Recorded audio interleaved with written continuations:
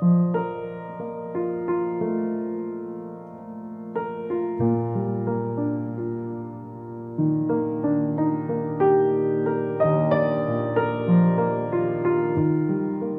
husband and I had been married for 8 years, and we weren't having any kids.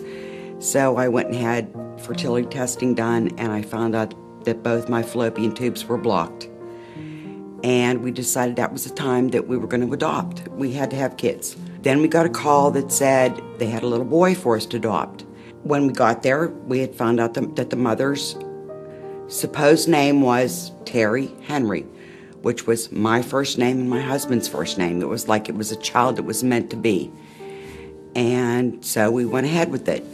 Geoff was born the day before Mother's Day, and we brought him home the day after Mother's Day. I think the adoption was going to be final like in 8 months.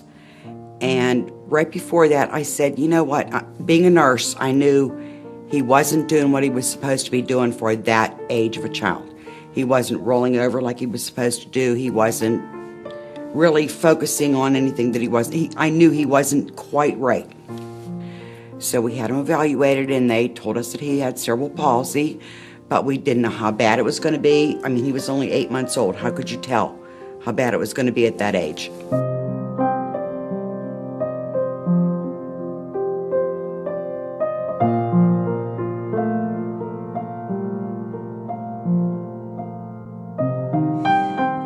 Some of the first things I remember are wondering, why he doesn't walk like I do, or, wasn't doing the things that I do, and asking my mom and my dad, what's going on with him. And then just having some of the fun times, like we would be outside swimming or, doing some of that stuff. His personality, of being fun-loving and nothing ever seems to bother him.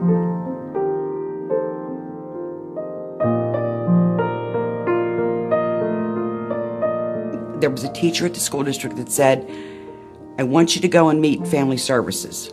Geoff was here half days, probably until he was 21 when he graduated. Then he started coming full days.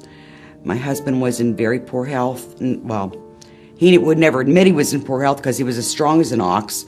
To get him into our house, he threw him up over his shoulder like a bag of potatoes and carried him up 2 flights of stairs. And once we got him upstairs, that's where he stayed. 2 years ago, Easter Monday, we had him home for Easter, and my husband did that, and he went to work Easter Monday, and he passed away of a massive heart attack. When my dad passed away, people say that they don't understand what's going on, or they don't understand things, but he does. He knows more than we think that he knows. He went up to the casket to see my dad, and he kept looking at him, and he was pushing on him and trying to figure out what was wrong. And he'd put his head down and start pouting, and he'd look at my dad again, and we explained to him, that he's going to be sleeping and stuff, and he's not going to be coming back. And he wheeled his chair away, and he went back up, and he knew.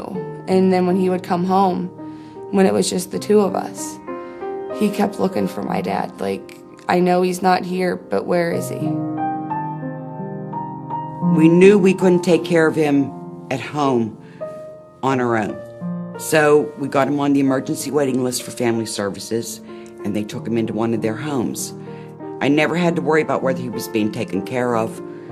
They were there with him. He's learned to go to his own bed. He never fed himself at home. He feeds himself now, which they taught him at home.